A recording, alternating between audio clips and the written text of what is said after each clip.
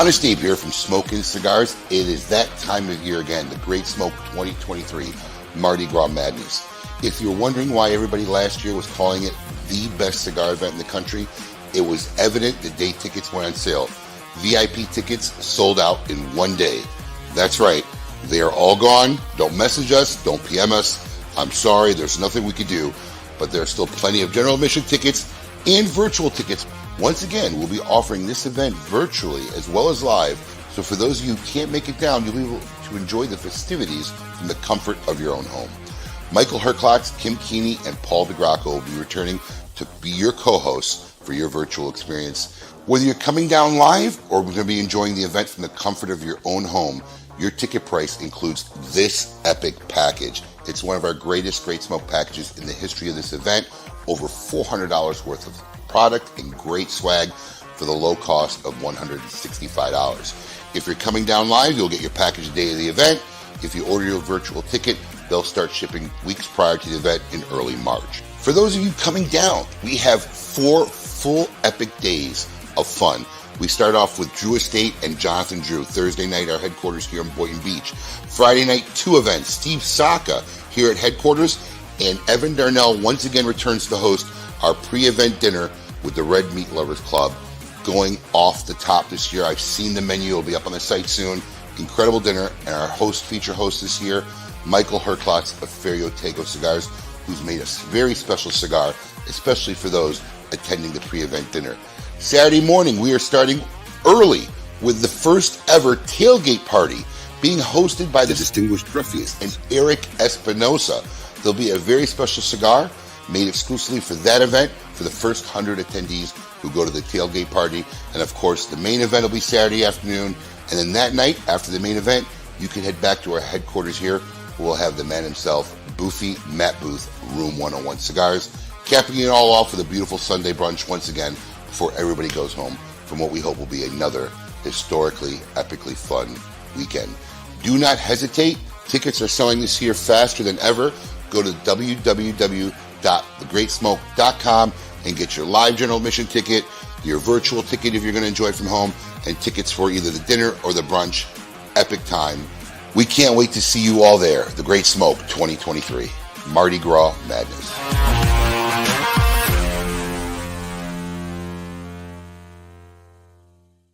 Hey everyone, welcome back to another live Thursday show, and welcome to you from the Smokin' Studios here at the Rocky Mountain Cigar Show. I'm not going to lie, Randy, if you're watching, I have been practicing that since we chose you that comment on Monday for the naming of the background of the show. It made me nervous to be able to get it right, but here we are at the Smokin' Studios live at the Rocky Mountain Cigar Show. So fantastic. Thank you so much, Randy, for getting us that name. Quick little show update here. We have McAuliffe March, women in the cigar industry, all month long outside of the week of TGS, which is the 16th of this month. So we have 2 shows before this show and next week, and then off a week, and then the final 2 shows. I have the guests and everything listed out with our first guest, and I can't even believe I get to have somebody this smart on my show. Holy shit. She's got a incredible background. She has done so much, including starting the Sisters of the Leaf Global Movement. We'll get all into that.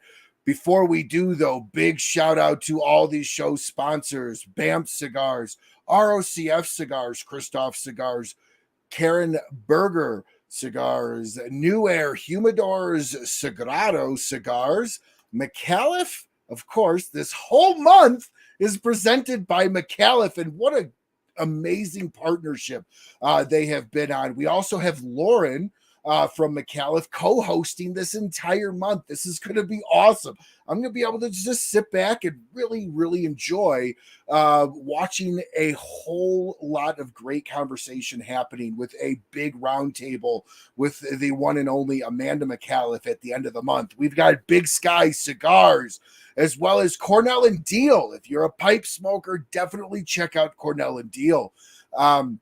Tonight, I will be drinking Hillshine from Axe and Oak. It's Pikes Peak Hillshine. Now, this is aged in Lafroig Scotch barrels for, I think, close to 2 years. So it is a moonshine, but it's got a little bit of a color. Fools the palate as well. And, of course, big shout out as always to the big guy, Abe, which I can't wait to finally meet for the first time here in a couple of weeks. So, without any further ado, I'm going to go ahead and be quiet. Let's go ahead and introduce our absolutely amazing, amazing guests for tonight. So first up, we have Anastasia. How you doing, Anastasia? Good evening. I am great. I was looking forward to meeting you. I was very much looking forward to meeting you. And in fact, Lauren has been, big shout out and props to Lauren. Without her, this month would not have been put together as smoothly as nicely with the amount of guests that we have. So thank you so much, Lauren. And please introduce yourself as well. And then we'll turn it back to Anastasia to really dig in to her background. Yes, of course. Sorry, I'm in my car. The power went out. It's been a disaster. So I'm poaching the Starbucks Wi-Fi right now to get a good signal. So that's what I'm doing. So I'm just Not a problem. Not a problem. So Anastasia, go ahead. Tell us what you do for McAuliffe, Lauren. Oh, what I do for McAuliffe? Mm-hmm. Oh, okay. So what I do for McAuliffe, I do a lot of other, many things. I guess I wear many hats, as I feel like a lot of people who work for cigar manufacturers do, because we are kind of working on a skeleton crew. So I do a lot of inside sales. I also do social media stuff as well. And then I also do community management for the ambassadors, or I just do whatever I call them the powers that be tell me to do. That's what I do. I do everything. Fantastic. So Anastasia, give us a little bit about your background. Give us a little bit of your history. When did you start smoking cigars? What turned you on to cigars? My background or starting smoking cigars is... What did you prefer? Oh, whatever. You can take it to whatever avenue you want. Yeah, Ryan, we are women. That's why I am going to say to you, I am going to answer. I'm going to give a congratulations to Amanda and her team for the initiative, and for you, of course. Congratulations for this month and this initiative, because this month is dedicated to women, and we need to have men and women together to cooperate in a great way for making this world better. So my background: I have a PhD in social psychology and Master of Arts in theology. I combined, as you see, sciences. So I have established in Greece the first and the pioneer company which specializes in corporate social responsibility and sustainability. And the expertise is on public-private partnerships. I am also a lecturer in a university at postgraduate programs in sustainability, in corporate social responsibility, in social innovation, and social entrepreneurship. That's why I have established one of the first social enterprises in Greece too. I also I am the founder of Humanity. Humanity is an initiative in an organization in Greece that builds network between women entrepreneurs and supports women in business by giving educational programs, by giving advices, and of course, helping them in networking. So we develop local communities in Greece. We develop through empowering women from local communities with humanity toolkit, many tools. And this is my background. So I am teaching also female leadership, business ethics, and as I told you, social innovation. About my first cigar, no one in my life, I haven't seen anyone smoking cigar in my life since 2003. Wow. I haven't seen a cigar before in my life since 2003. Wow. I haven't smoked a cigarette in my life. I haven't smoked, never. And I was in a business trip in South Africa. And a woman offered me in National Kruger Park, during a safari, a woman offered me a cigar and said to me, "Oh, take the cigar." And I touched the cigar and I said, "What is this?" What is this? And I tasted it, I smoked it, and that was the beginning, the starting point of a new world. I felt it that it was the extension of myself. So I was fascinated. When I came back to Greece, I started reading about cigars, buying humidor cutters, lighters, and buying cigars and smoking cigars in my house. While I was driving, my best cigar glass is my car. That's mine too. I don't know if you agree. Yeah, no, absolutely. So, and then, while I was hanging out with my friends, I used to smoke, of course, cigars, because cigars was a company of mine. I used to smoke cigars while I was studying for my PhD, while I was writing, while I was crying, while I had stress, And of course, while I was hanging out with my friends. And then I faced many stereotypes, and from men and from women in Greece. Because in Greece, these days, there were a lack of culture. There were a lack of kindness. Imagine 2003. And then I decided that, I raised by parents that gave me so much love and respect. So I didn't pay attention to the things that they told me. They didn't annoy me, but I was thinking, oh, it's too sad. This lack of respect in Greece, this lack of culture in this divine, product. It's too pity. I am going to change it.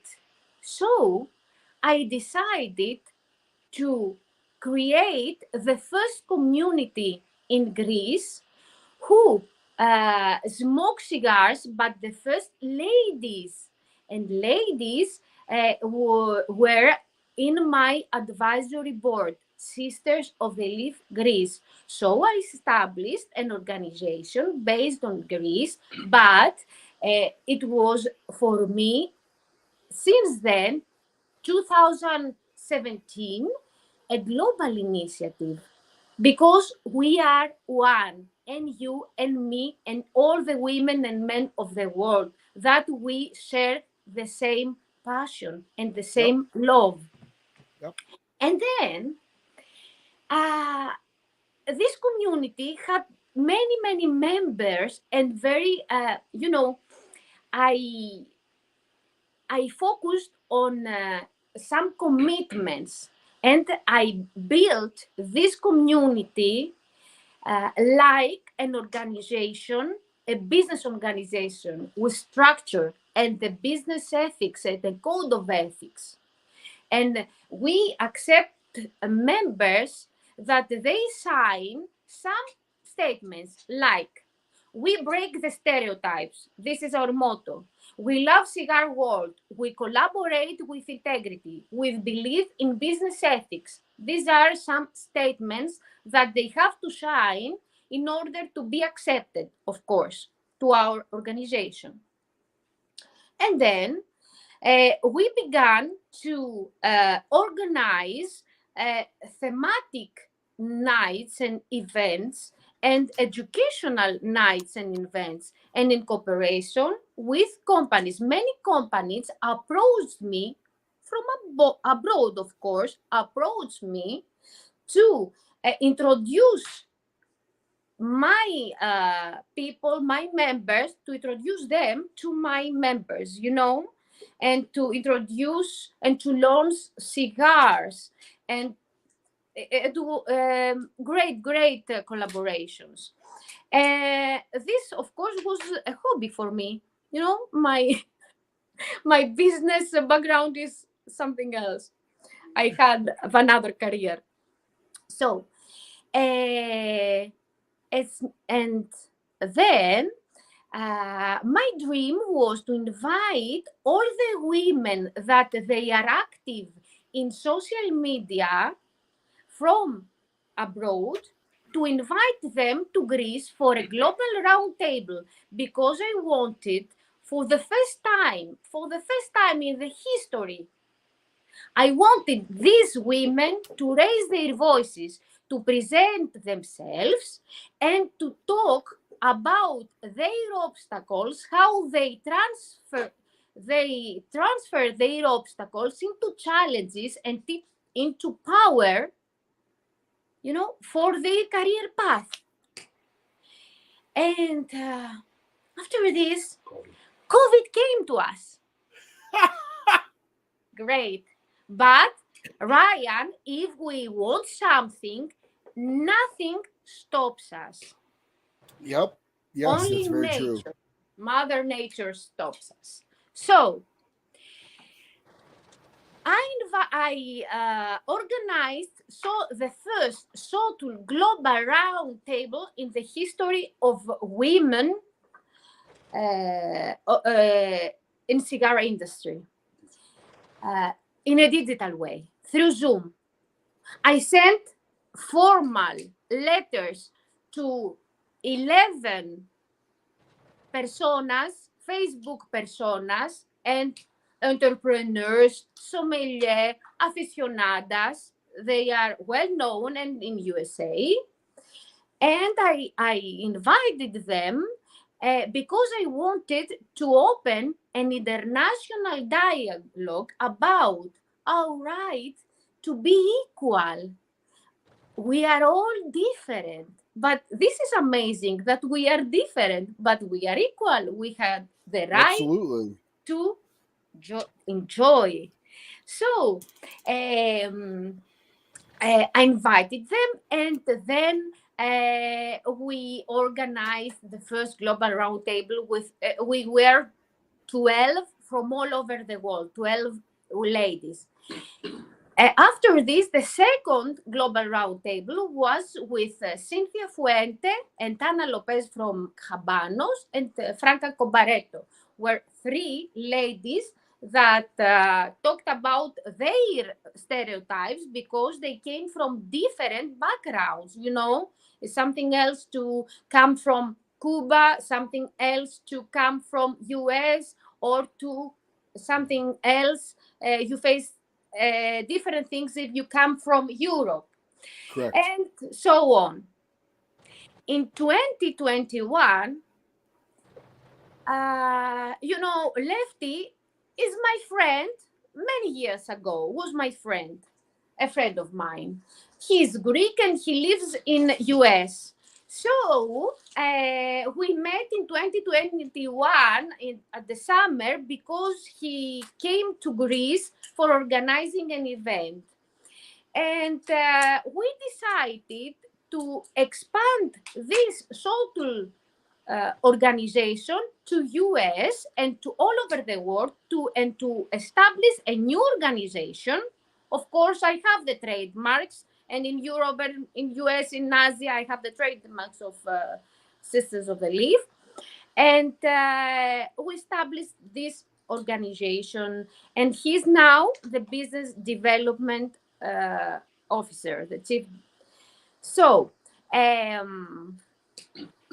we have a great advisory board: Cynthia Fuentes, Janine Perdomo, Temi Bu, Katia Dinan from Cigar Journal, Patricia from Casa Aficionato, representatives, Sarah Saunders representatives of all the fields of cigar industry.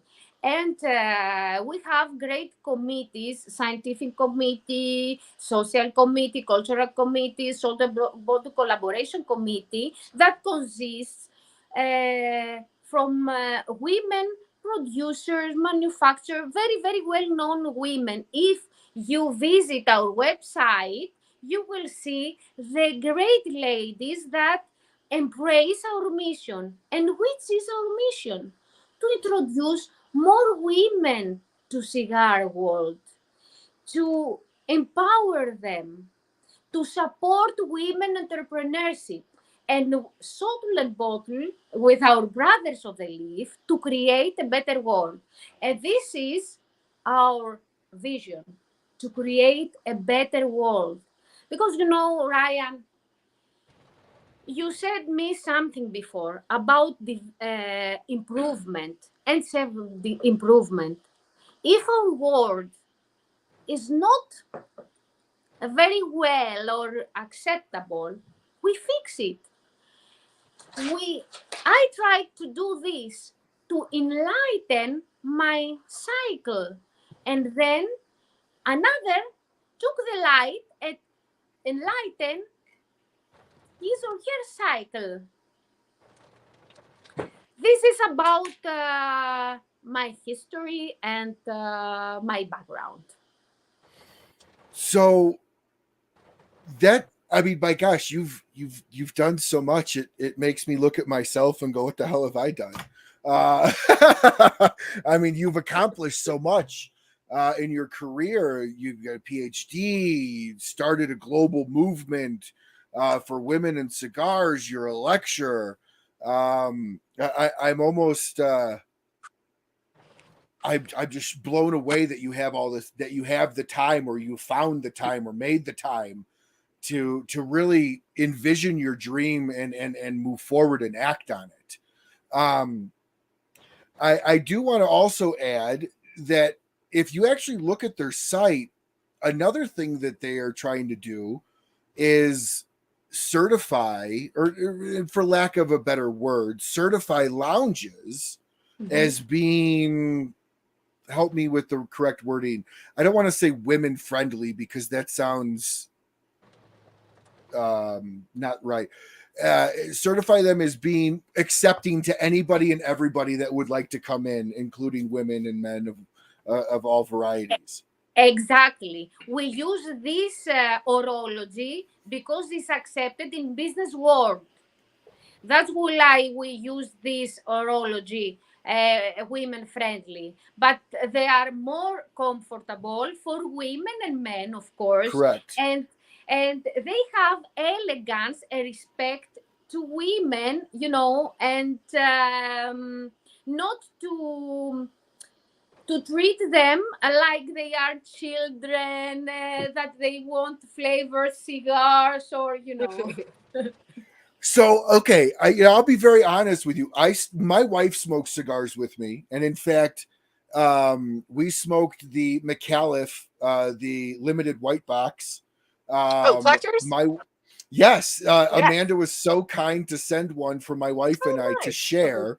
And we smoked every one of those cigars together, the same cigar, some of our best conversations that we have, because I feel that a cigar just is an equalizer. It brings that barrier down, and it kind of allows you to forget about everything else going on and focus about the situation that you're in.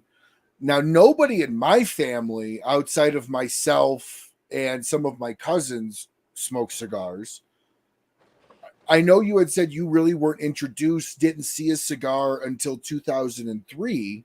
But now that you smoke cigars, now that you're in the cigar world, now that you run a cigar centric organization focused around women, are you still the only one in your family that smokes cigars? No, of course not. They are very passionate. They are very passionate. And my brother and my sister-in-law and my father and aunts and cousins and my friends, of course, because my friends are my family too. So we all smoke cigars. And they are looking forward to meet each other to smoke cigars, like Mikalev cigar, Migdalya. Yes, It's a very nice, lovely cigar, Migdalya. And it fits to the palate of Greek people, because the palate of Greek people is for not for spicy, but mild, full, medium to full cigars and mild cigars. And Migdalya is the best for it, for a Greek palate. Maybe that's why I love McAuliffe so well, and that Migdalya is, because I know, again, I told you this pre-show, I know I don't look like it. I'm as pale as can be. I don't have, the typical Greek hair coverage.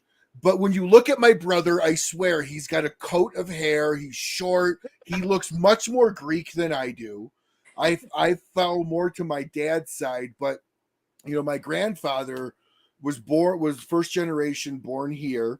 So my mom would be technically 50% Greek at that point.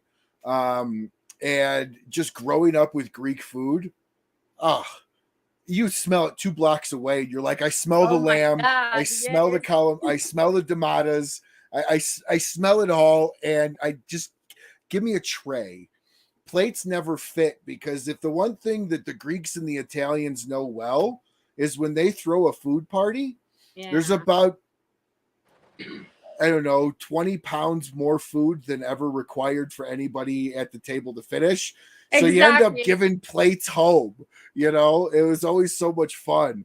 So who in your family was the first person that you got to smoke a cigar with you?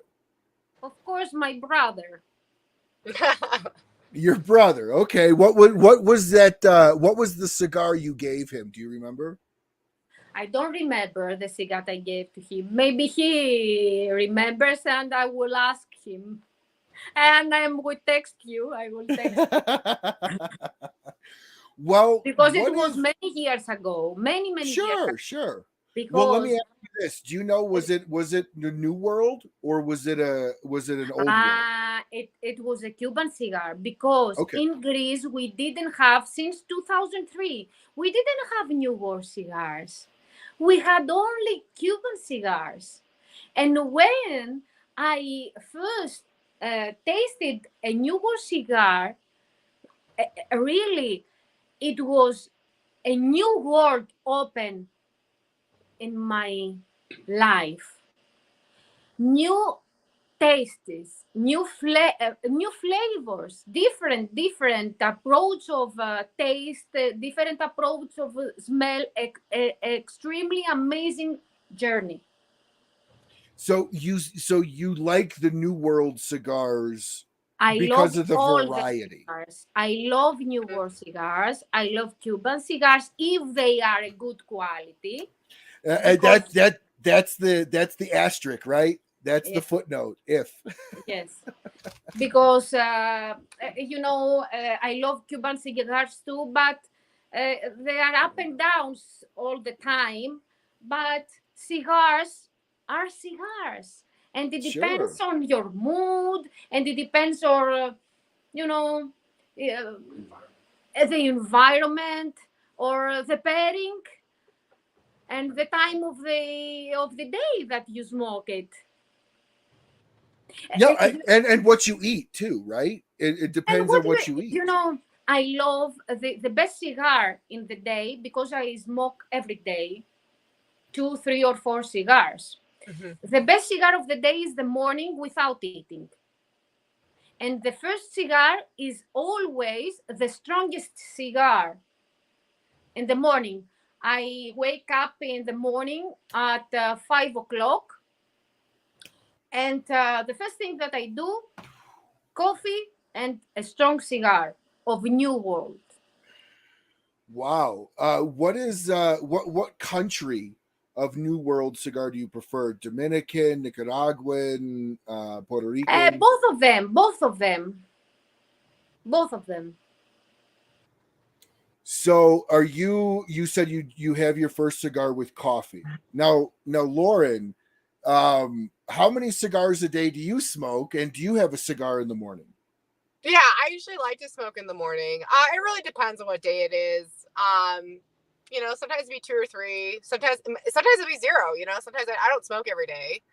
But I'm different than Anastasia. I will smoke my mildest cigar in the morning because like I just feel like your palate's fresh at that moment, and usually reach for like the mildest cigar, and then you work your way up. I like to work my way up, so I'll like grab a Connecticut or a McAuliffe Riata in the morning. Like that's like usually what I do, and I never used to like Connecticut's at all because I was a Maduro girl. It was medium full all the way. And then someone introduced me smoking in the morning, and I fell in love with it. So, and it's a way to like kind of like experiment with your palate. So, if you are a person that likes medium to full stuff, you can try out milder things in the morning because that's usually when your palate's at its peak fresh, and it will hit a little bit differently as opposed to smoking in the afternoon and the evening. Absolutely. I completely agree. And Lauren, did you kind of walk us through how you and Anastasia and Amanda, how all of you guys all of you ladies, forgive me, Well, I got feel together? like I'm piggybacking off of Amanda's success because Amanda knows Anastasia very well. I believe she first met you at PCA, correct? Or were you Yes, guys in contact correct, before? correct. Yeah, so I feel like I'm just a hanger on with Amanda's connections at this point. But it's great, like still being part of the industry. Like I love meeting different people, like especially like different alleyways of the industry. So she might not necessarily be like knee deep in like the manufacturing part, but she's doing more stuff with the social. But Anastasia, I was actually wanted to ask you a question.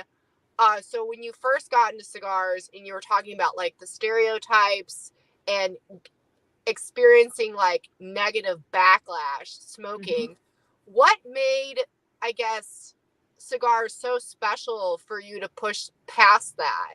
Because usually Great I feel like question. many women would just be like, you know what, I'm just not going to do this anymore. It's not going to Mhm. be my thing. What made cigars like such an integral part for you to like push past the stereotypes and continue on to the global movement? I love cigars since it was a love at the first time, at the first sight. You know, Mhm. as I told you, I have never seen a cigar before, and I didn't know which was the symbolism of cigar. The cigar symbolizes the strength, the power, the luxury. I didn't know all this stuff. I just felt my heart guided me. My heart. And I don't pay attention to anything. If I want something, I do it. I don't care about the opinion of the others, even if it is a cigar or my choice in a university or whatever, or a job that I do or a project that I do. I don't give a damn. I And do that. that's awesome. That's Nothing awesome. can stop us, Lauren. Nothing can stop us. Only awesome. heart, feel your heart where you want to go. Your heart is going to show you. And my heart was one with a cigar for the first time in South Africa. It's Now, simple. I do have a question. Cigars in, I know the UK, just because I have some friends over there, are ridiculously expensive. Oh, Does that imagine in apply Greece. to Greece? Does that apply to Greece too? Maybe worse. Really? Yes.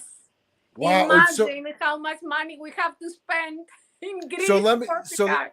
so let me ask you this: what is a cheap cigar in Greece versus the U.S.?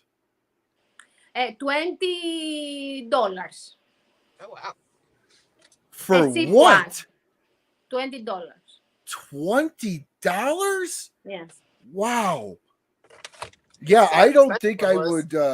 I don't. Yeah, that's an expensive one in the U.S. or that's expensive by my standards. So are cigars like super readily available in Greece? Do you have to seek them out? As I told you, the available cigars are mostly the Cuban, but 2 years or 3 years ago were available. Now they are not available as much as before 3 years. And newer cigars are available too, but not as much as Cuban cigars. Little by little. Mm-hmm. Is there Because lounges in Greece the no, way no, we have here? unfortunately. You know, we have a good weather in Greece. So we smoke outdoors. But smoke, unfortunately, the 4 last years is forbidden. Cigar smoking and smoking generally is forbidden. So we have only one lounge. Imagine one lounge in the center of Athens. We don't have lounges. That's why I feel blessed when I am in US, and you have to feel blessed, all of you, that you have in every neighborhood lounges. And we, as SOTL Global Movement, we support every lounge in this country. We So support lounges. so let me ask you this then. Do you see, so as obviously as somebody that has a cigar movement, you've got to be very in tune with the laws around potentially affecting your movement, right? The current laws in the US trying to do whatever with cigars and flavored cigars, whatever the heck the FDA is trying to do right now. What happened in Greece to where it's just non-existent, or at least non-existent to the level that it was probably 20, 30 years ago? And do you see the US potentially, with these stupid laws going in, finding their way down that path? Well, the things in US are the same and in Europe about law and about taxes. That's why we decided to make a research, and I have started the research because I didn't tell you that. I am an associate researcher in a university in Greece because I am going to do my post PhD. And I am associate researcher in a laboratory of social psychology.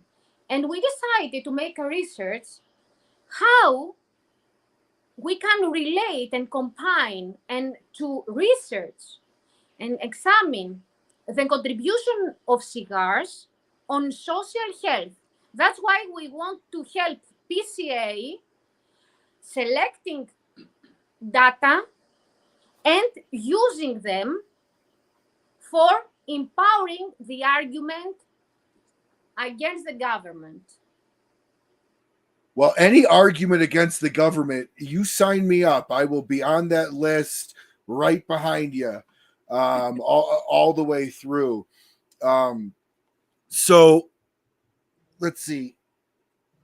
As you've developed this from Sisters of the Leaf Greece to Sisters of the Leaf Global Movement, what was the first big win that your Sisters of the Leaf had, where you were, when I say win, success story, where you were like, oh, this is going to take off? What was that first big success story that you guys had, ladies The had? feelings of our sisters and brothers who meet during our activities, who get to know better and who meet each other for the first time through our activities. This is the great achievement, to feel like sisters and brother of the leaf, to feel like family, and to have an organization as an umbrella to support all of them. This is our big win. The big win is that many companies, many organizations, and many individuals embrace our mission, because we received many messages, many emails every day from all over the world, from women and men supporting our mission, and they ask them how to get involved. You know, it's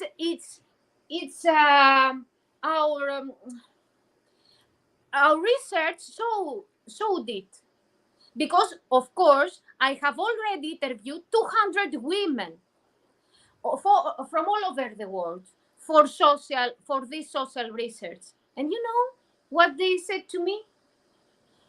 The most important thing from them is the connectedness, and to feel that they belong to a community. And this is a global community, you know.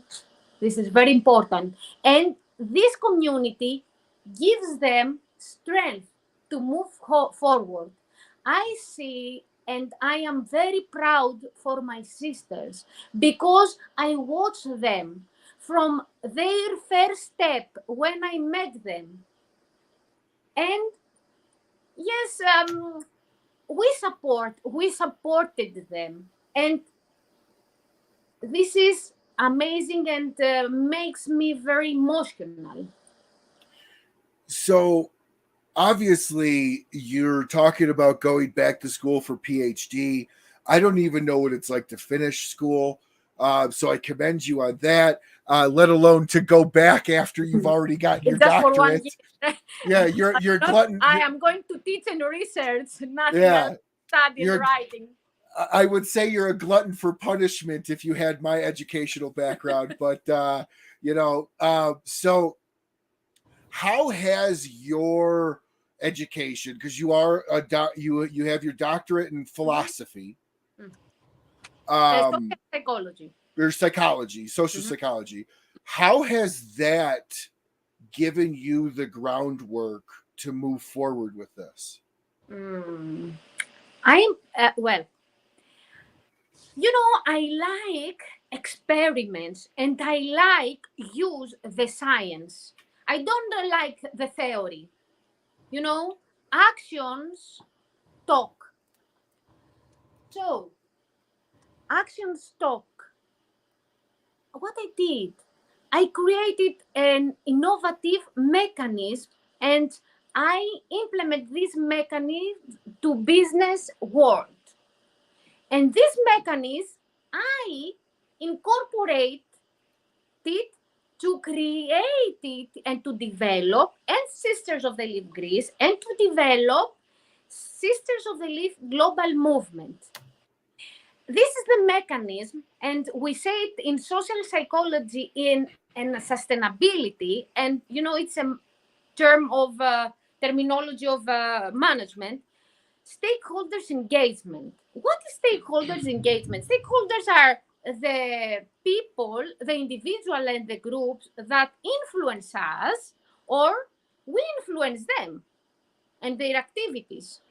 So all these people and the groups that are connected with SOTL Global Movement in one or another way, I have to respect their needs, their profile, their goals, their personal mission, and to incorporate all this stuff to our strategy.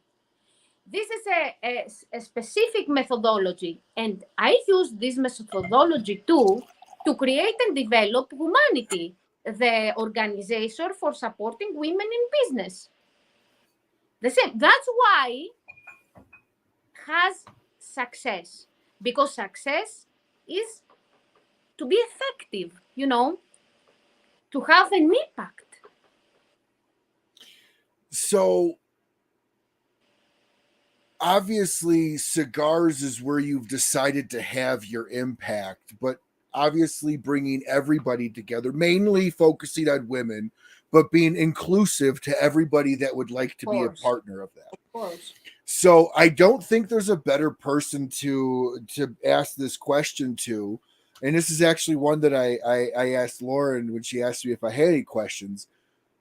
Why do you think cigars are such a great social experience for people? And let me preface that question. Why is a cigar a social experience as well as a pipe, for pipe tobacco, over a cigarette? Why does the cigarette fail to make that social experience over a cigar? It's different. That's why government has to separate the smoke. Cigars are different than pipes, tobacco. Cigarettes are different. That's why they have to respect cigars. Cigars have social impact, and we are focusing on this on our research, because cigars is what you feel by smoking cigar. First of all, cigars bring people together. We all know this. What is this bringing people together? Connectedness. And connectedness is an axis of social health. What other? Create new conversation. When you are going to a dinner, is anyone who asks, what do you eat now? No. But when you go to a lounge, you ask, what do you smoke? What are you smoking now? It's a natural question. You are beginning with a conversation. Another thing, cigars is a part of our identity. We have many identities as individuals. A woman, maybe she's a mother, she is a daughter, she's a sister, she's a wife, different identities. And she's an aficionada. All these identities are different, but gives to this person, to one person, specific way of thinking, specific feelings, specific behavior, specific habits, and of course, specific phrases that she used. This woman with many identities. All we have many identities. This is an aficionado and aficionada. We have specific feelings, behavior, stereotypes, beliefs. This is a part of our identity, and it has to be respected by the others. Except from this, it helps us to relax, and it helps us for our mental health. This is not very accepted from the others, of course, but we know that it helps us to do it. Relax. And I completely agree. I used to smoke cigarettes. I smoked cigarettes for 20 years. My wife and I quit. It'll be 3 years this October. Yeah, geez, 3 years this October. I know for me, one of my favorite things with a cigar is I have ADD. Like bad. Like if you've ever seen the movie Up, I'm the dog. It's like squirrel.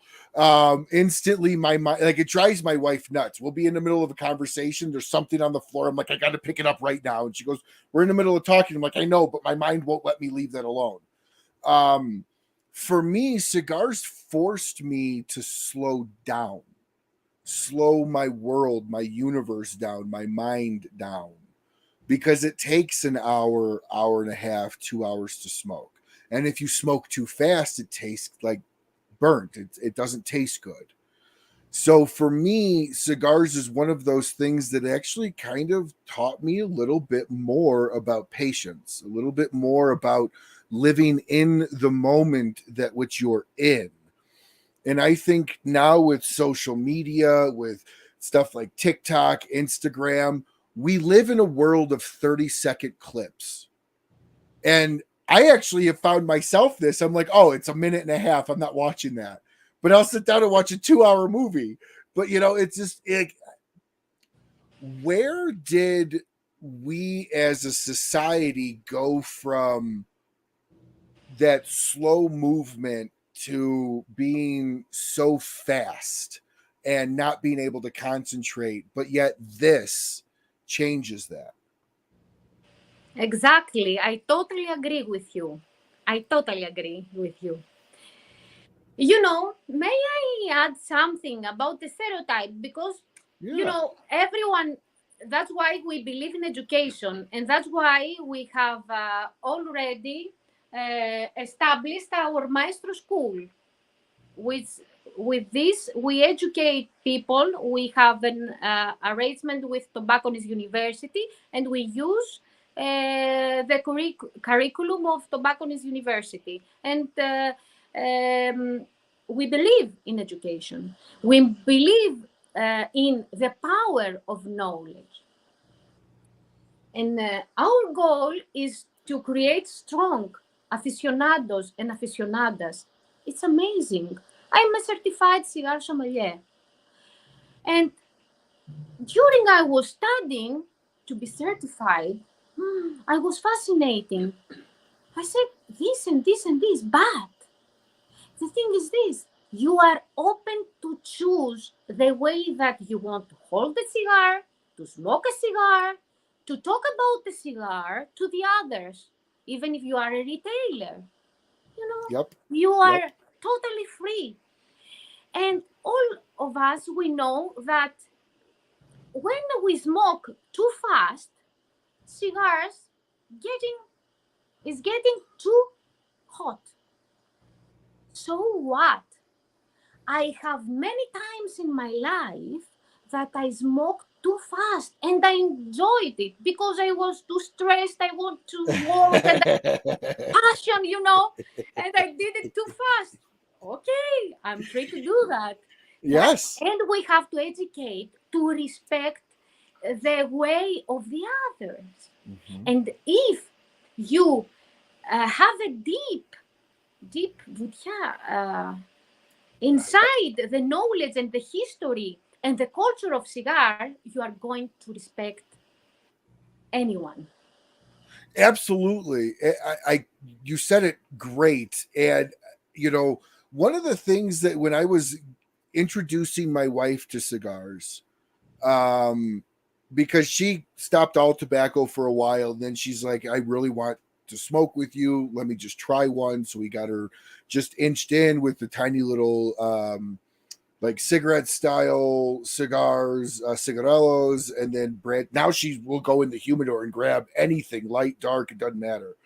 One of the things that I had to get her to understand, and myself, is that when she's smoking a cigar, and if she only smokes half of it, and she's like, I'm done. But I feel bad because I'm putting out, it's a $10 cigar. I feel like I only smoked $5. And I would look at her and go, did you get all you wanted to get out of it? And did you enjoy it? She's like, yes. And I said, then it doesn't matter when you end it. Because if you go beyond, I don't want to smoke this anymore, it's now going to be like a chore. It's not going to be fun. And so I had to kind of get her to understand, as well as myself, when I'm looking at half a cigar in the ashtray and go, my wife enjoyed it. I don't care how much that cost. And I think a lot of people don't look at a cigar like that, in the sense of, a lot of people look at, I could only smoke one type or one variety. But I agree with you in the sense that it's everything all encompassing about a cigar. It's how you smoke it. It's how you hold it. It's how you blow the smoke out. Do you blow smoke rings? You know, whatever you want to do, it just enhances that experience. And you do hold your cigar in a very elegant way, I would say, in this elegant and European. I would say that that's a very European way of holding the cigar. But It you is know what, different. though? It is. Unique But style. it is. And it's okay, because you introduce that style, and that style of holding a cigar is associated with you, for those that seen pictures of you doing that. So how do you tell people to just not care when you walk into a lounge and you have what I call a bully in there, or somebody that just berates people? How do you tell people to get over that? I have this experience. Many women in Greece and in Europe are starting to hold cigars like me. It's, they enjoy it. And I had this experience in two different men, two different individuals, 3 days ago, made this comment. This effing woman holds the cigar like a joint weed. Two different individuals in two different groups. I said nothing. Who cares? The only thing that I would say is, please take the cigar sommelier course. If you don't, if you are not kind, if you are not clever to respect, because the clever people respect themselves, so they respect the others. If you are not clever, just take the course of our maestro school and learn about the culture, learn about the freedom of cigar. Now, you brought up your maestro school, and I definitely wanted to touch on that, because I do think that's very interesting that you guys offer a cigar sommelier program that is actually affordable. Yes. And is accredited in the cigar world. So what made you, my gosh, can you just for like 2 years stop making programs, because it's just gonna make your interviews that much longer. We just keep adding to your list. So what inspired you to start a school that's not just open to women, by the way? Everybody watching, everybody. it's not just open to women. Google Sisters of the Leaf Global Movement. It'll take you right to their site, right at the top tab. You can see their school. Click on it. You can pay a small fee. I say small fee, and you can get all the education you want. What made you build that program? Well, Lefty and I believe in education, believe in empowerment through education. But in SOTL Global Movement, nothing is by accident.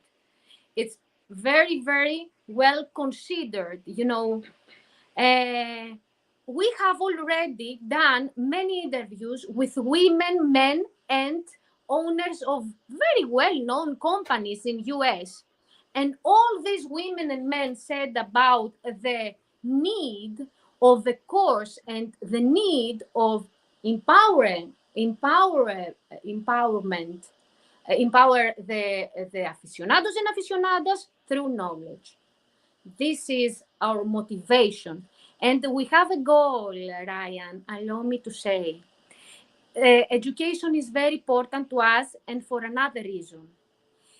if we build a great, a big and strong network of sommelier through our maestro school that is affordable and flexible, as you will see, we are going to add to the curriculum a course, a lesson focusing on women. This is very important to us because we are going to present the aspect and the way of the women in cigar industry through a lesson. That's why we need to have a big network of cigar sommelier through our school. I would love to set my wife up to take that course. I think I would love to take that course. I think it would be a lot of fun. It would be very educational for both of us. That course, though, was started with everybody in mind, or was that course originally started with women in mind and then everybody started taking? Everybody, because we believe in collaboration, men, women collaboration. We believe it. The ROI is huge that we have when we become certified cigar sommelier. It's huge. The knowledge is huge. The self-confidence is huge. And if we have self-confidence, the real self-confidence, we have respect. And for cigars and for the others. Absolutely. I could, Lauren, I want to get you jumping in here. I'll give the show to you for a little bit to ask some questions as well, either over stuff that we've already talked about that you would like to retouch on, or just moving forward. But I definitely want to bring you into this conversation more. Yeah, for sure. I'm operating in the dark here, so you have to excuse me. I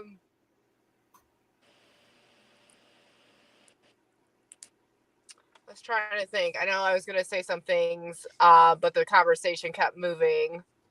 Actually, give it back to me. I'm going to give it back to you, Ryan. Let me process this for a second, okay? Not a problem at all. Not a problem at all. So as you're building all this program, what was your growth like from Sisters of the Leaf Greece? How many members did you have Sisters of the Leaf Greece? And what was the growth for once you went global? How many members did you reach that? It's different. Thousands of members. We have thousands of members. Gosh, what? That's, even in Greece, you have thousands? I didn't hear you. In Greece, you have thousands as well? No, in Greece, we have hundreds. We have 350 members, men and women, but we have many more friends because the members are 350 and we have many more friends. That's why I have the exclusivity of organizing in Greece the Cigar Smoking World Championship with great success. Yeah, I saw that you were a judge. I'm a judge organizer with exclusivity in Greece. Yes. So when you went global with Sisters of the Leaf, how quickly did you grow to thousands of members? And what was that feeling like? 2 years. But we love to make baby steps because we are too serious. It is very serious. You know, my oxygen, Ryan, is about in my life. My oxygen is social impact. I am Left and I, we are very serious on this. That's why we are doing baby steps, but these steps are very stable. Stable, is the right word. Can I use Google Translation?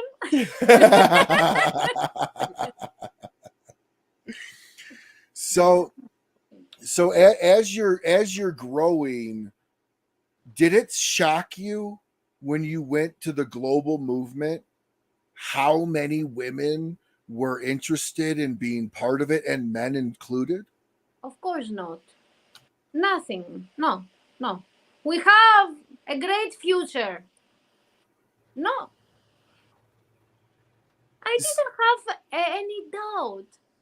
I know what to achieve. We know what to achieve. When we start something, we know not how to end, but we know how to develop it. And it's full of love and it's full of passion and compassion. It has empathy. Empathy is a great it's a very positive element, empathy, for this. That's why I told you about the stakeholders engagement and the methodology, because we respect our members. We want to help them. So I'm really big on mentors. I'm really big on having people in my life that are positive, that are empathetic for me be empathetic for them, having someone to learn from, help you grow in that experience. And some would say you're a mentor to thousands of women inside of the global movement. Either whether you consider yourself that or not, let's be very honest, you are. Women look up to you, they talk to you, they consult with you. What is it like to have that many people that rely on you, that look to you for help? I feel very responsible. And I want to support them. And I maybe a woman is older than me. I feel her like my child. And I admire and I am proud of her steps. I feel responsible. And that's why we are very careful. So, what is, coming from the background that you have, why do you feel it is good to have somebody in your life that you can lean on, that you can ask for help, for assistance, for advice? Why is that important, and why do people seek that out? I didn't understand your question, Ryan. No worries. Let me ask it a different way. Yes. I have about 12 mentors that I rely on, that I lean on for advice. What is about the human psyche that wants to be part of something that's bigger than themselves, or part of something that's going to improve themselves? Well, I will try to explain to you.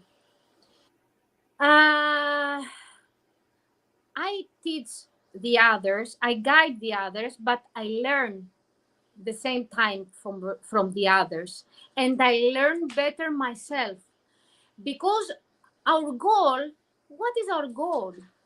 Self-improvement, our goal.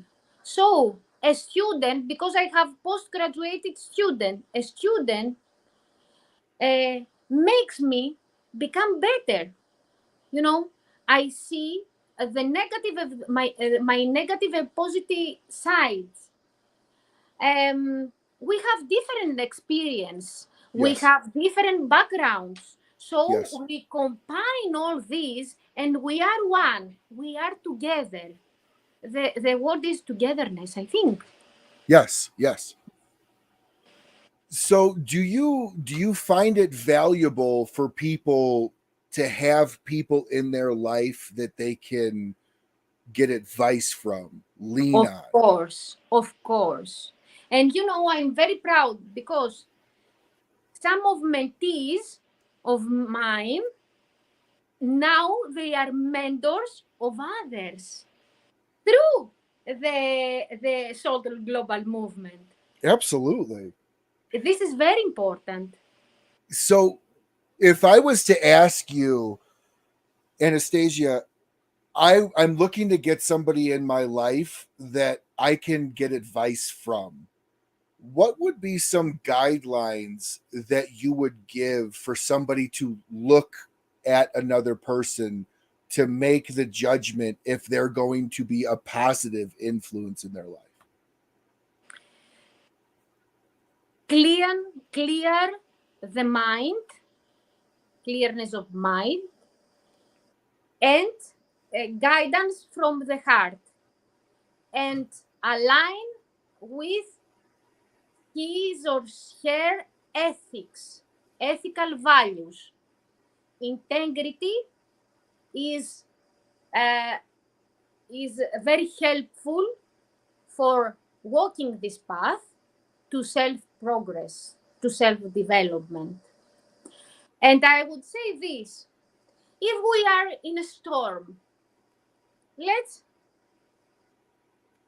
try, we don't achieve it, let's try to be peaceful.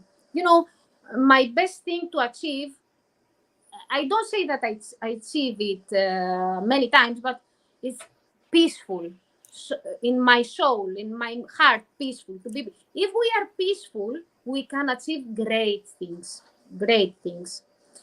So let's focus on the positive things. And first of all, we have to open our heart and let our heart guide us, because it's very important to have a vision. But tell me, is it easy to find your vision? No, it's not always very easy to find your vision, but it's always under your control to move. So move with joy, move forward with peaceful, and then you will face and you will shape your vision. Do you think it's okay to fail? Oh, of course. Ask me about my failures. 100 failures. But it depends. What do you mean failure? Because if I feel that I did a failure, someone else maybe doesn't see like this as a failure. But failures are educating. Failures are important for make us stronger. Yes. Yes. Do you have a specific favorite failure of yours? A specific failure. Every day is a day of success and failure. I failure maybe one day to maintain my peace. This is a failure of me. You know, it depends on what goals we have as individuals. And I totally agree. As somebody that, again, sales for 20 years, I have more failures than I can count, but I'll tell you what, I only remember the failures that of which I turned into a success because I learned from falling down. And I have and to me, when people ask me, you know, what's some of your biggest regrets? Mm-hmm. And I always tell them smoking cigarettes is the only regret that I have in life. And they're like, I don't understand. And I said, well, listen, it took me a long time to figure this out and come to the conclusion of my failures led me to meet my wife because of a path that maybe I took a right versus a left. It didn't work out, but the light at the end of the tunnel, I made a success. So I lost my job. I went and worked at a grocery store. That should be a failure because I was doing really good at my job, but I met my wife because I worked at a grocery store. And I turned that into a success. Exactly. And I oftentimes find people for instance, several of the people that I talk to and confide in will always tell me, Ryan, you've bitched enough. Tell me what you're going to do to get through this. Turn your failure into a success. And now it is a learning moment versus wallowing in your own. And now you're just there. Would you agree? I totally agree. And I would like to add this, that every failure is a great lesson to our lives and a stepping stone for our future success. So why do you think people are so afraid to, why is fail such a negative word? And why are people afraid to fall and fail? Because this is a stereotype. This is a social belief. This is, my science, social psychology. Absolutely. I think that the people have to get free from stereotypes, because failure, whatever, if we don't achieve a goal, it's not a failure. If we don't have luck in one way, it's not a failure. What is failure? If the society tell us that this is failure, I, as Anastasia, don't accept it. No. I see that it's good, very good for me, to make me stronger, to make me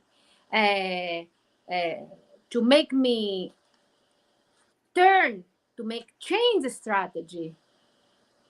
These people has to believe in themselves. All the things start from what do we believe about ourselves. That's why I said before about self-confidence. So you're a big proponent of, if you love yourself, you will learn that failure can be turned into something good. Exactly.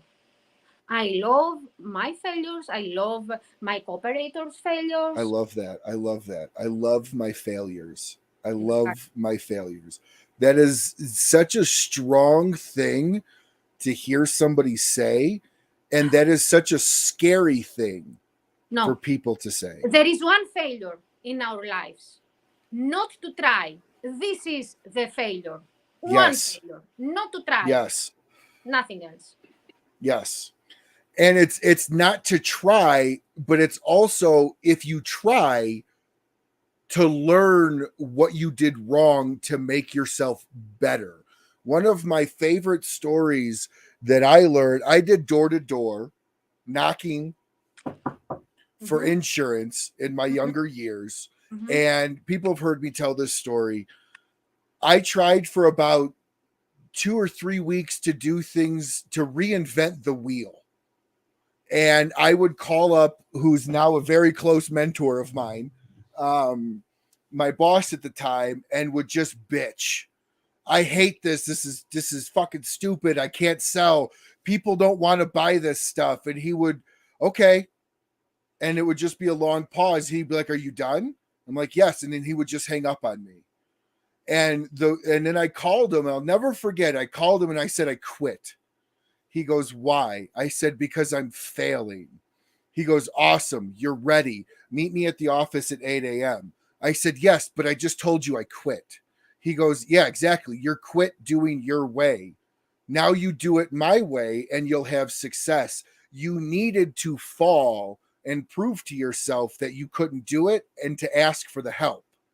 And so I went into the office, completely changed it around. I was selling left and right, up and down. Everybody was buying out of my hands. And it was at that point in time that clicked for me what failure meant, what true failure is the inability to learn and progress to be better.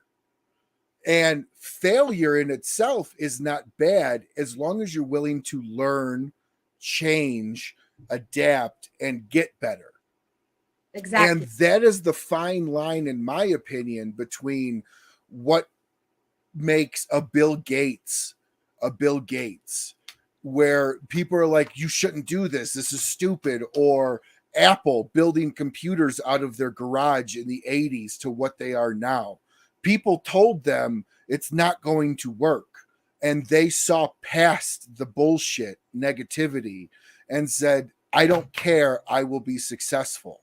How much of that is wrapped into your life, the way you think? Well, I said I will live my life the way I want. Period.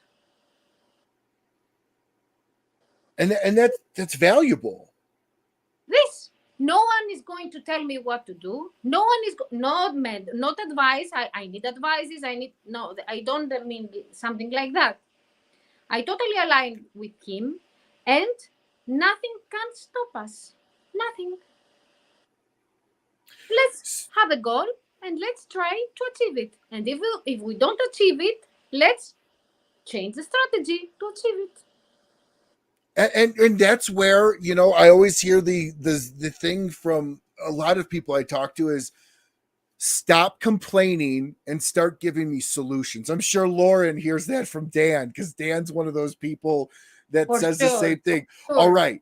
Yeah. Now you're here. Give me a solution.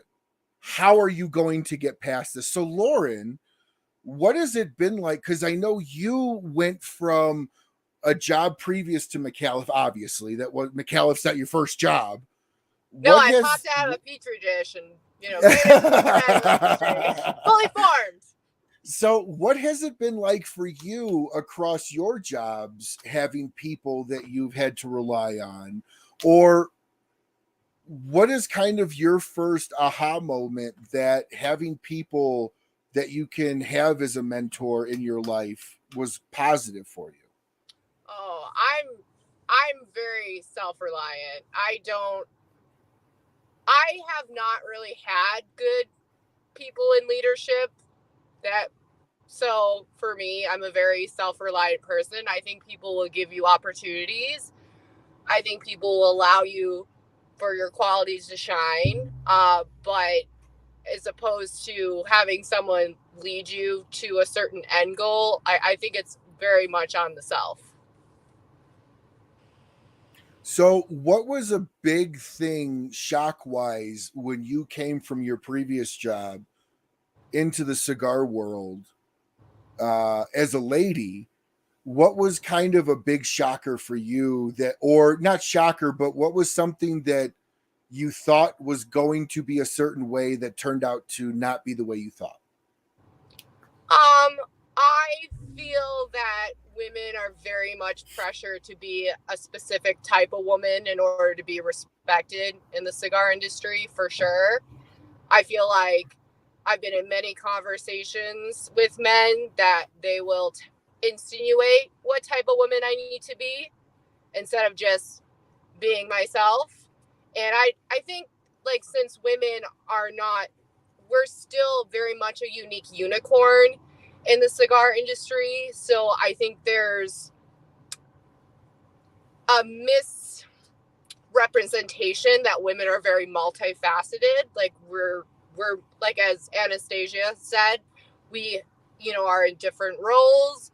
We're multiple types of people. We have lots of layers. We're not, just one thing, we're many things. So I think once we start, and we're seeing this now, women are smoking cigars more than ever. There's more women in leadership roles in the cigar industry. Like the more we populate the cigar industry, it's not just, that's a classy lady. That's this type of lady. That's that type of lady. We're all just going to be women and people, and we're going to be represented. We're not just going to be just the one, representing a stereotype. We're just going to be people. I agree with you. And I think that is a very first world, well, not first world, but new world. When I say new world, I mean European approach and US approach. Because, Anastasia and Lauren, when you look in the cigar world, in some companies, the vast majority of women roll the cigars. Yeah. The vast majority of women are the leaf sorters. The vast majority of women are the quality control people. So where do you think that it turned to a man's world and became less inclusive? Well, I just think it's always about women being a supportive role, right? You know, we've always been supportive roles throughout history, you know, not necessarily in the spotlight, but kind of in the backdrop. And I think that's a common place to put us. But now, like, we're more in, you know, especially with the rise of social media, women are in the front lines now, you know. And Anastasia, I think, has experienced this with creating her own organization. You know, we're in the front lines, we're representing, we're being faces to brands now. And that wasn't always the case. So I think, you know, men are more likely to be in leadership roles. They're more likely to be front and center. So I think it was easy to associate cigars as being a man's thing and, you know, status symbol, all that other good stuff as well. And I think now it's kind of, we're switching it up a little bit more. I agree. And, you know, behind every good man is an exceptional woman. I do fully believe that. Ryan, I believe yes. something else. I'm sorry that I interrupted. No, you're not interrupting. Oh, no, this is your show. Next to every successful man is a great woman. Next, beside, not behind. Well, not behind, beside. Yes. The old adage is behind. Yes. Okay. I'll even go one further. My big fat Greek wedding is the first one. The first one is one of my favorite movies, and one of the best lines in that movie is, "The man may be perceived as the head of the household, but the woman is the neck that turns the head whichever way she wants."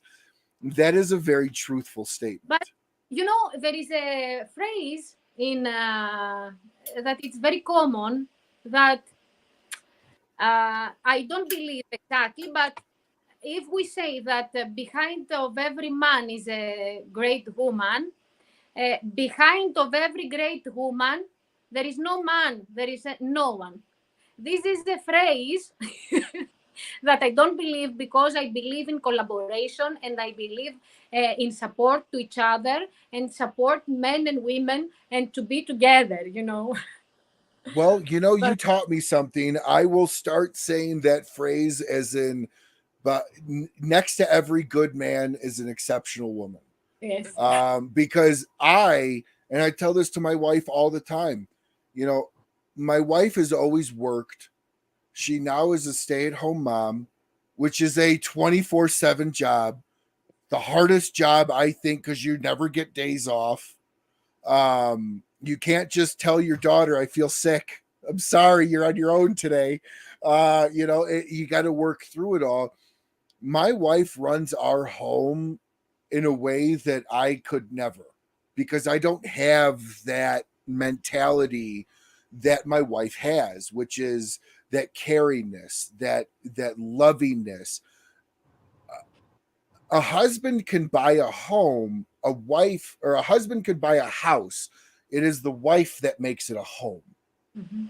And I am a firm believer of that. Just in my experience with my wife being a stay-at-home mom since 3 months after my daughter was born, my wife has made this house a home. Mm-hmm. Through her lovingness, through her exceptionalness, through her cooking. You know, I mean, you know, outside of cigars, cooking, food brings everybody together too. Yes. So where do you feel that, in your opinion, Anastasia, where do you feel that women were perceived as behind the man? And thank you for teaching me that, because I learned a valuable lesson tonight. But where do you think that came from? It's a culture, a society stereotype. It's our society. You imagine that women couldn't vote 100 years ago, you know? It's about the society. But here we are to be together and to enjoy life together. So I think personally that the Queen of England, Elizabeth, that just recently passed, helped break a lot of that stereotypical man-women role, because she was on the throne longer than anybody. Mm-hmm. Almost probably came close to outliving her son. And when you saw her pass, countries mourned. So where do you, in looking at her as a symbol of women, do you think that she was a good symbol for a strong woman, in your opinion? I have no opinion about this because it is Queen Elizabeth was not in my interest. But yes, I don't have opinion. Does See, that's just, I asked the question because it seems like everybody cares about the royal family. I So it's actually, I uh, love meeting somebody. I don't give a shit. I don't care. She did great. She did good things, but it didn't mark my life in any sort of substantial way. That's great. That's awesome. Because in the US, everybody just, we broke free of England in 1700s, but we can't get enough of the royal family. my family is only, it's not a religious matter, but it's a spiritual matter. My royal family is Jesus and his mother, Mary. My Okay, royal family. so But you are spiritual, Christian in belief. not religion. I don't care about religion.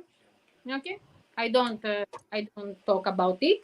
But this is my royal family How because much of they teach us about love. Mhm.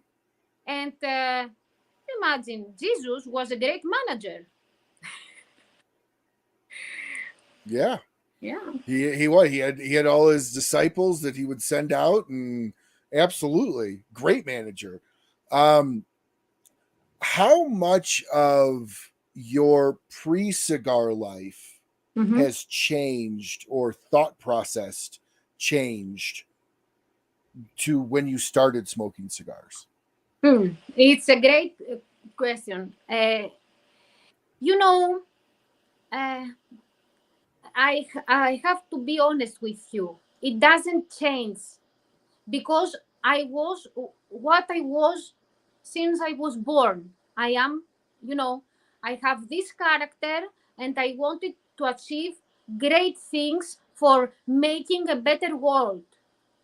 I found the cigar. I loved it. It's the extension of myself, and I feel cigars like my heart. But this helped me to achieve, but nothing changed inside me, inside me, because What's the I was born this person. I am talking to you about social impact, about achieving, about self improvement. I have a path. Cigars, yes. This, I am thinking loudly now. Cigars gave me a new world, a great path that I combined all the things that I love. People connectedness, meeting new people. I felt since I was born and I was a child like that I was a citizen of the world, not of a country. So I would love to achieve things for humanity, not only for a group of people. So what is your, where do you see Sisters of the Leaf Global Movement in 5 years, in 10 years? Oh, this is a very difficult question, Ryan. That's what I do. Well,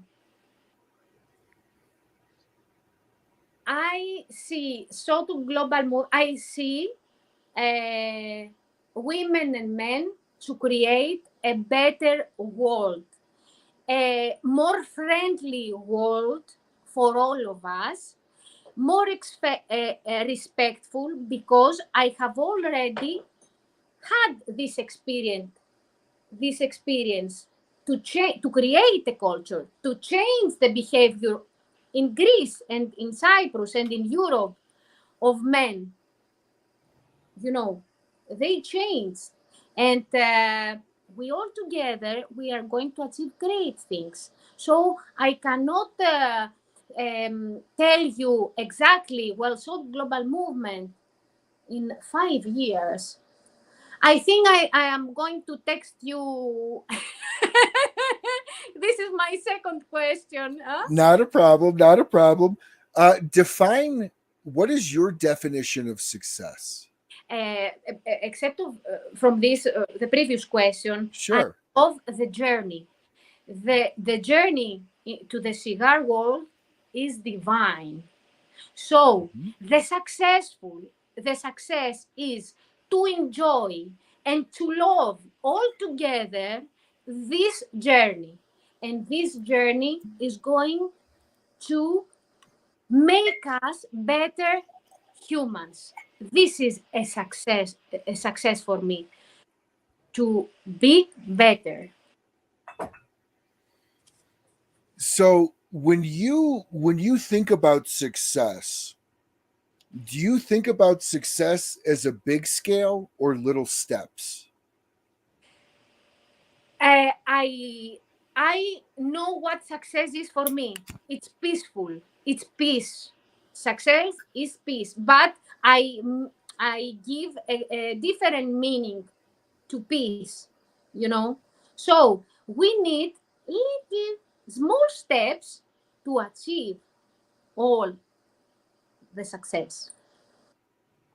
So if I was to tell you, I'm building on top of my life little tiny things to improve,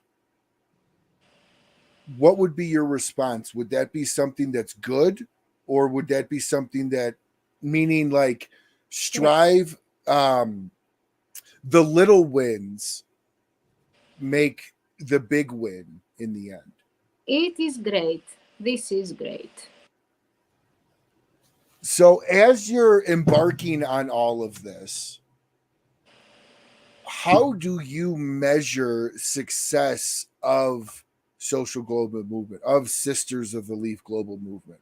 How do you measure that? In this period, we measure success by the impact and the response of our members, and especially from women, that they align to our mission. This is our success, and to support our goals. So let me address this really quick. Emma, there was no disrespect at all of the Queen. She was the longest reigning queen in history. She also was a no bullshit player in the political arena in the UK. I have absolute nothing but respect for the Queen. That is why I asked the question. I'm very happy to know that you listen regularly, but I will tell you, when I think of strong women, regardless of what anybody else thinks, Queen Elizabeth is definitely one of those, because she came from a time where everything was run by men. And she was oftentimes the voice of the people versus the politicians that did not have the voice of the people in mind.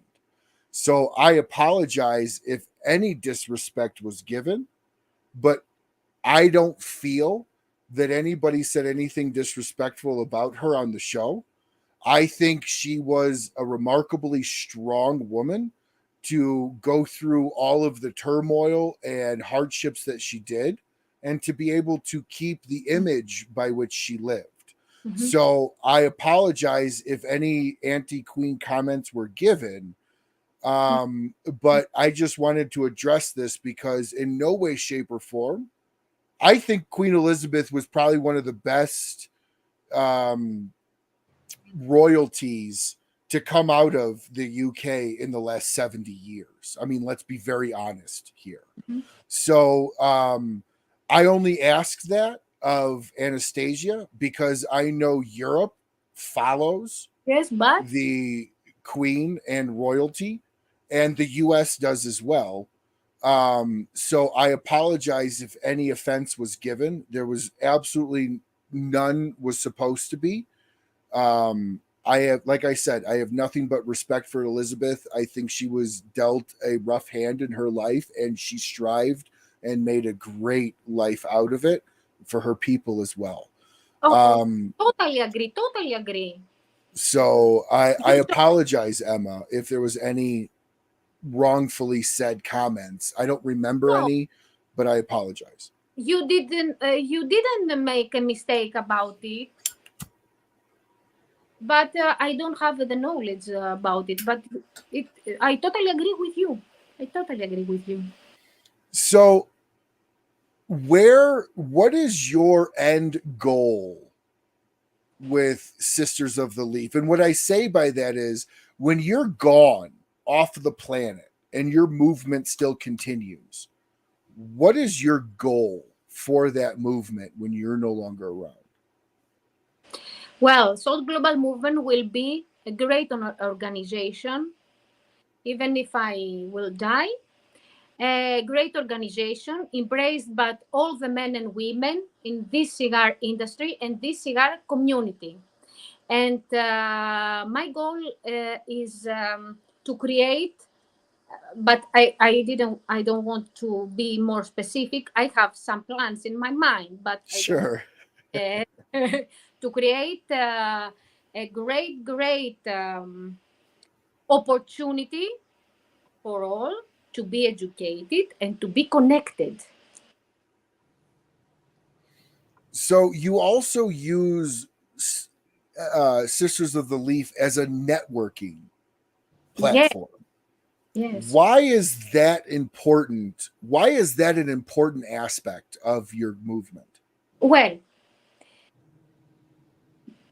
previous I said that I incorporate the needs of the women into the strategy of development, and especially women and men needs strong networks. They need it. That's why, Why because do they it's need very it? important to build business and social bridges. Why do women and men create or crave that network? Why? Why do women and men crave that network? Because they want to be to feel strong. They want to feel that they belong to a community, a strong community. This is one of the results of my research, to belong to a community. If someone belongs to a community, feels stronger and feels that they have support. So they need it for developing their job, of course, because you know job is very crucial for our lives, and it is not only the emotional side, but and the practical side. We need network for business development. Everyone needs it. So we're going to wrap in here to my lightning round questions to wrap up the show. And I always ask these, okay? There's no right or wrong answer to any of these. This is just strictly preference. But these will be to both Anastasia and Lauren. So I will propose the question. Anastasia, you could answer first. And then Lauren, I would also love for your answers as well. So if I was to ask you what your favorite pairing of drink with a cigar is, what would you say? My pairing is the moment.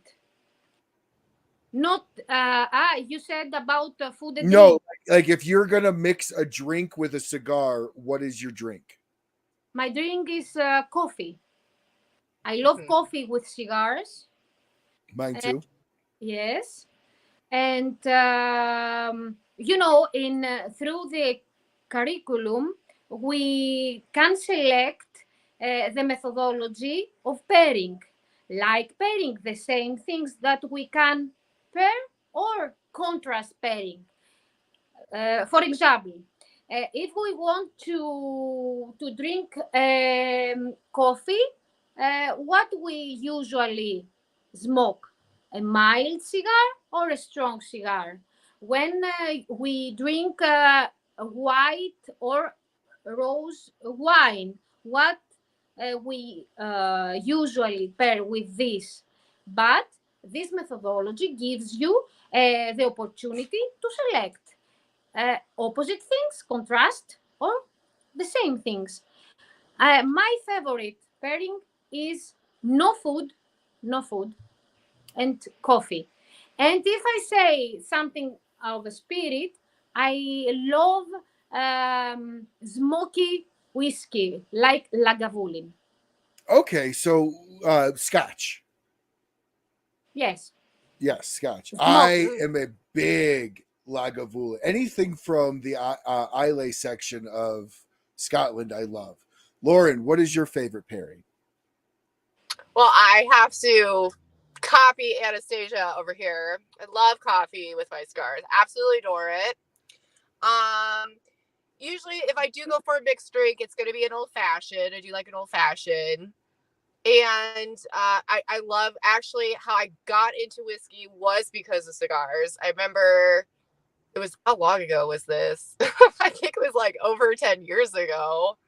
I was first starting liking cigars, and one of my buddies was like, if you smoke cigars, you have to drink scotch. Like you can't escape it.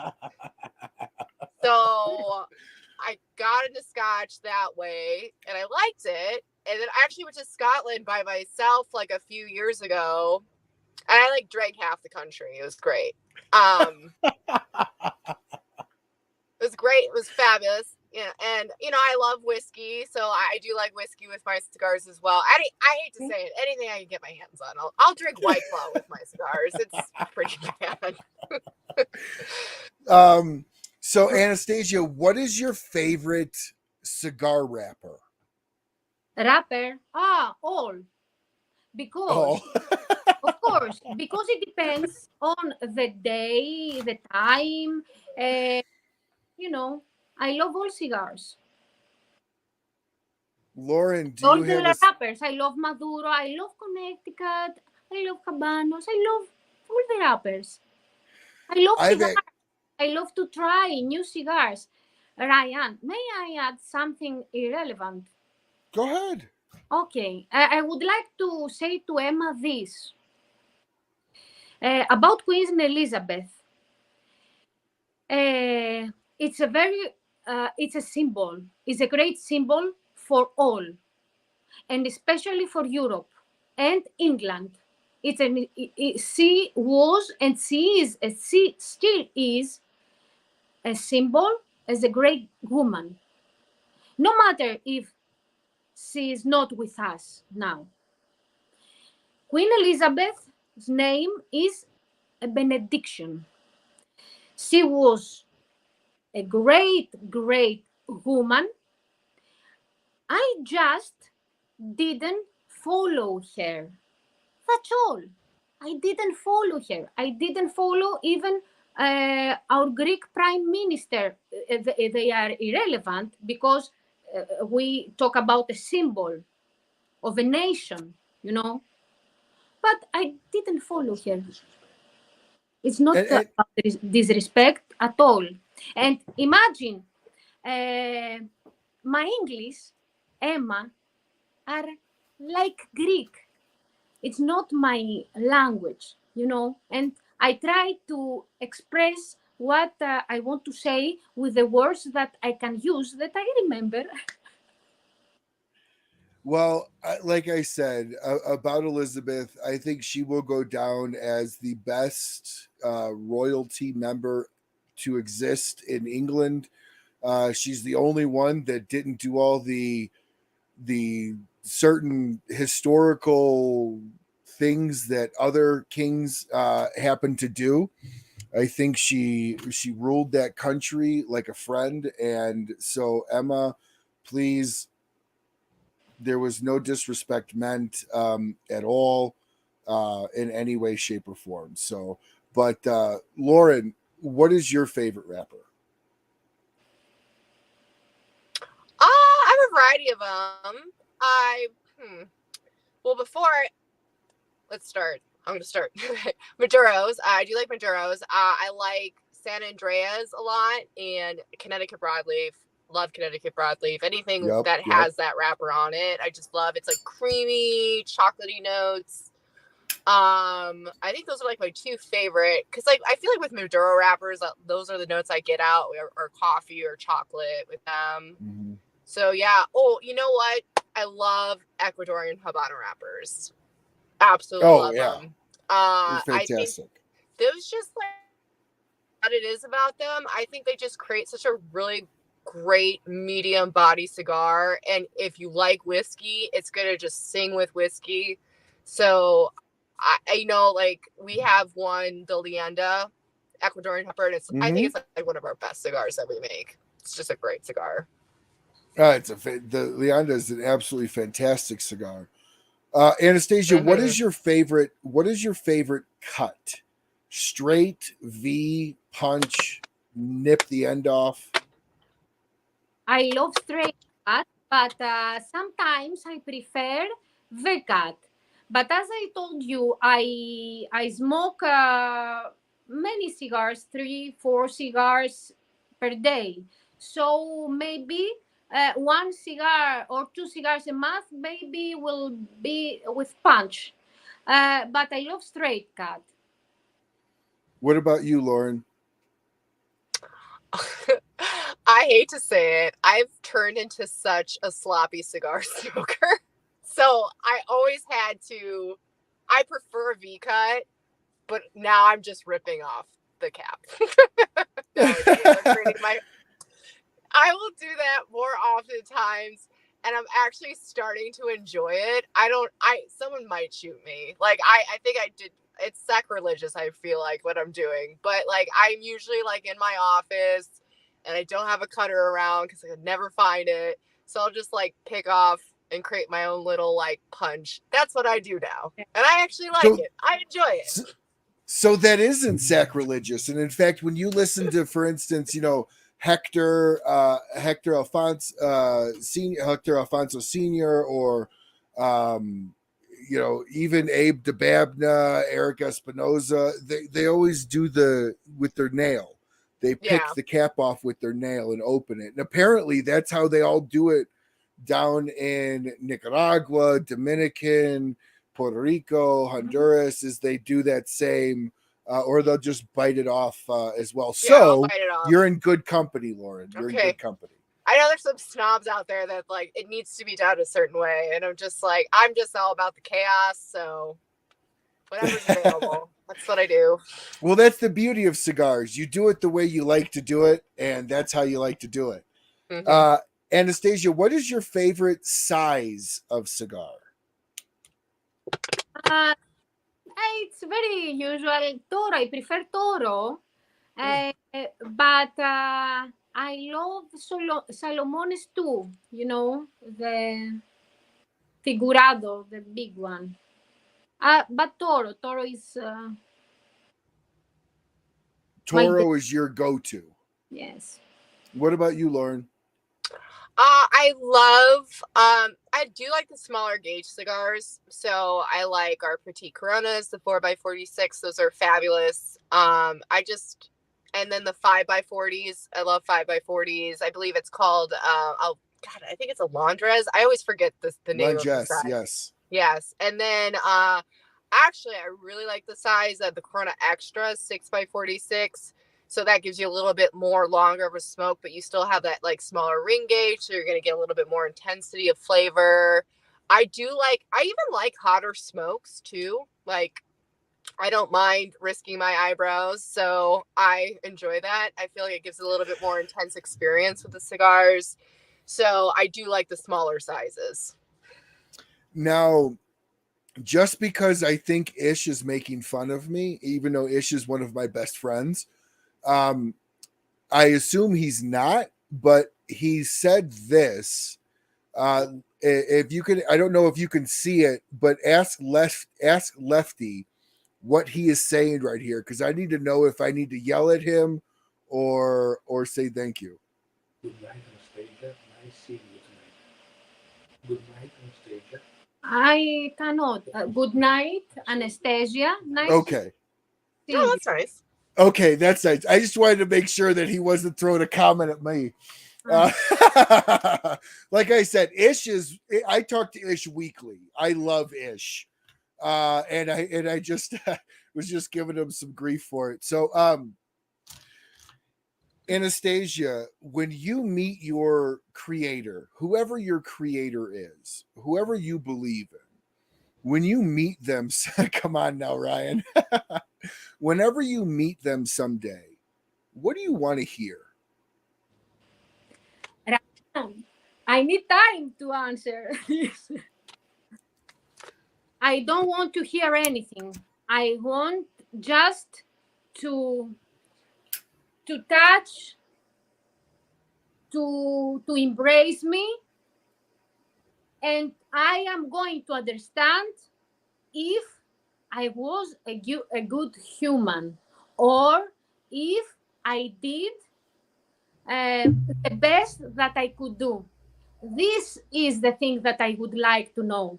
But I will understand with his eyes and his touch to my shoulder. If I did the things that I could do as a human being to improve myself and, of course, to make the world better. So, Lauren, you're more than welcome to answer that same question. When the time comes and you meet whatever creator you believe in, what's something you would like for them to say? Oh God, I don't know. That's a tough question. That's a really tough question. I took that question from inside the actor studio, James Lipton. He would ask that question at the end of every show. Well, I would like to say that I'd like for the creator to tell me I didn't fuck it up too much. So that would be nice. That would be great. Different words. Best that I could.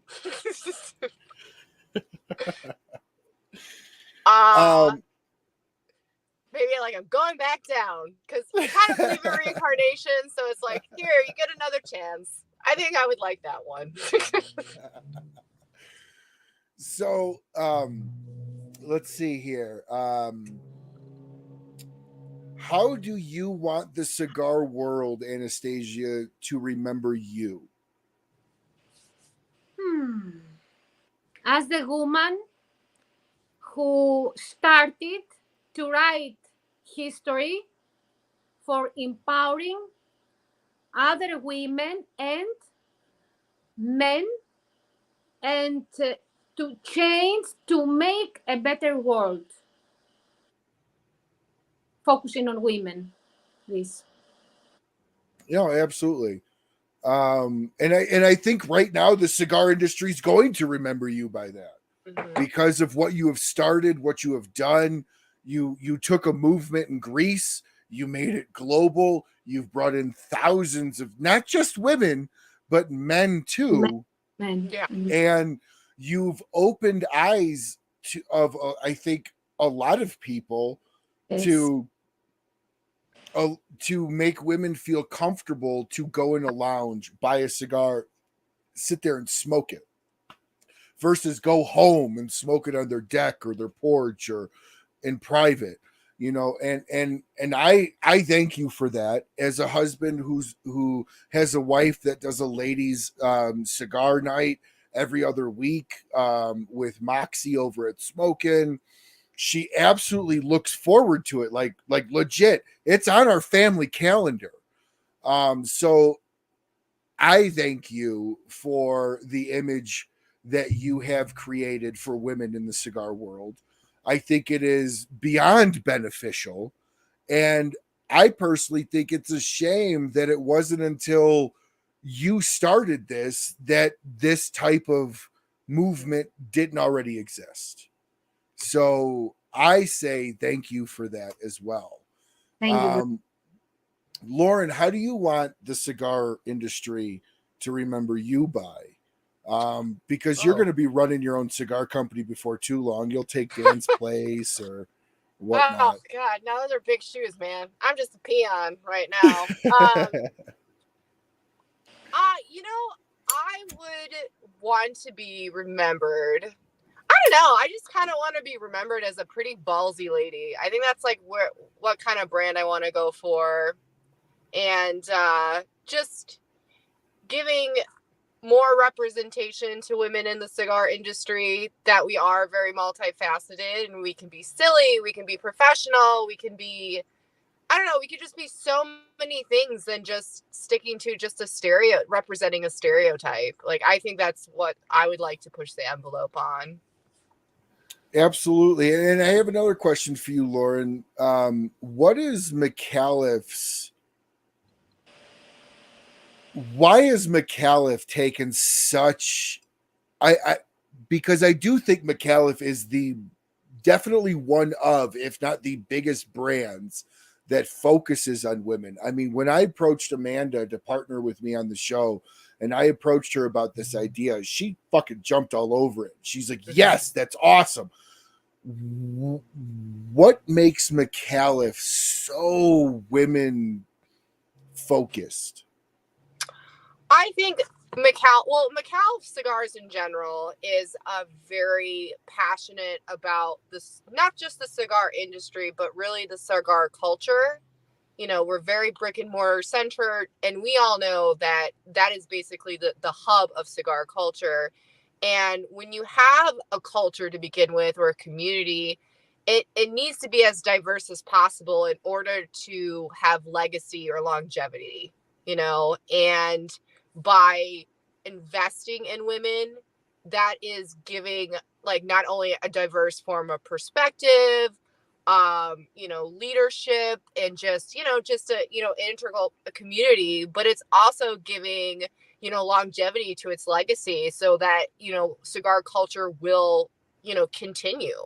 Like, I feel like that is the key component to anything that survives each generation, is passing it on to many people as possible. And by recognizing women as being a key component of that, I think that's really important. And yes, don't forget that Migdalia is the woman who created the first. Yes. Migdalia, a woman. Yeah. Migdalia, Yes. It's the tree which gives us almonds. Absolutely. Absolutely. And to give props to Amanda's just a badass woman. And just doesn't take shit from anyone, and has got such a great vision around which is why she teamed up with Anastasia, with how she wants to bring women into this, but not to bring women in like they've never been here, but allow women to feel comfortable to be loud and proud about their love of cigars, about their love of this world and this industry that we all love so much. Anastasia, what does McAuliffe Cigars vision mean to you as you do yours? We totally align. McAuliffe Cigar aligns with our vision. When I met Amanda for the first time, I said to me, whoa, there are so many commons that we have to achieve, not to say to each other, but to achieve. So as we wrap up, I'm going to give you the floor here really quick, Anastasia. Let everybody know what your website is. Let everybody know how to support you. Let everybody know how to find you, how to get in contact with you, and how they can be part of the Sisters of the Leaf Global Movement. It will be lovely to visit our website, SOTL Global Movement.com. And to become member, it's free, of course, to become member. And they will receive an e-book for cigars. And they will support us in many ways. They are going to send us email And if they have ideas, if they have the mood, goals that aligns with our mission, we can discuss about it from all over the world, of course. They can support us. And if they want to empower themselves and to invest to themselves, it's good to take sommelier course from our maestro school. It's only $240. It's very affordable. It is very flexible, and anyone can do it in their way, in their time, and this is a great support, not financial, of course, because we have no, financial profit for it from this, but it will help us to create all this network of sommelier and to add our own lesson. So, of course, as I told you before, we would love to support the lounges. You are blessed here in US. We are blessed that we have so many lounges. So we want to invite all the women that they are aficionadas and women to the lounges. and We would love to invite, of course, the lounges to be certified as women friendly. This is a great support for us, for our mission, not for us. fantastic. And I love that mission. Like I truly do. Lauren, let everybody know how to find McAuliffe, where to just in case, because McAuliffe's not in every single lounge in the country. So how do they find you? What are some online sites that you would recommend if they want some of your cigars? And why should they support McAuliffe? Well, so for starters, we do have a lot of brick and mortars. We're brick and mortars exclusive. We don't sell to those online discounts shops at all. We're very passionate about supporting, our family-owned businesses. So a lot of them are online that have online businesses. You can go to our website, McAuliffeCigars.com. There is a section of ultimate inventory. If you click on that tab, it's our ultimate inventory program. A lot of those stores that are listed below do have online shops. So I totally recommend going there. There's AME cigars, there's Lake Worth cigars, there's Big Boys, there's Smoke Inn, there's Neptune, I think is to name a few, several of them. Yes, of course. Got a name drop. They're in the background. So I totally recommend those. Those are just a few. I'm sure there's plenty others as well that do sell online. But yeah, I just think, McAuliffe Cigars, buy them because it gives me job security. Let's be honest. No, but McAuliffe Cigars is a very unique company. We're not it's just not just being supportive about the brick and mortars. I just think we're just doing so many exciting, interesting, unique things in this industry. We're supporting women, brick and mortars. We're just, if family owned business as well, just creates, numerous jobs and all that stuff. So, it's just a great company to work for. So I have I don't know if that's convincing at all, but it family owned. We teamed up with the Gomez Sanchez family, and they are 3 generations of cigar rollers. So there's so much legacy and nuance and entrepreneurship just wrapped into each cigar we make. So I believe that supporting such a brand just continues that legacy and continues that American spirit that we all have. So I think that's what I have to say. I totally agree. And to your point, if you guys are not part, if you guys are not part of the ambassador group, sign up, get your commemorative coin. This is both my wife and I's coins. And definitely check out the McAuliffe Ambassadors group on Facebook. So this has been an amazing show. Anastasia, thank you so much for taking the time out of your night. And same with you, Lauren, to spend with me and everybody that's watching. This has been our very first episode as our tribute in the month of March and ongoing. It's not just March, but March is just going to be focused on women in the industry with Dr. Please forgive me. I am the worst at pronouncing names. How do you say your last name? My name, Psomiadi. Psomiadi. Okay. Yes. So this has been our very first episode in March. McAuliffe presenting women's in the cigar industry with Dr. Anastasia Psomiadi and Lauren Copper. Coper. Okay. And we have been live here in the Smoke-In Studios here at the Rocky Mountain Cigar Show. And until we see you all again, smoke what you like, smoke as often as you can. Have a great rest of your week.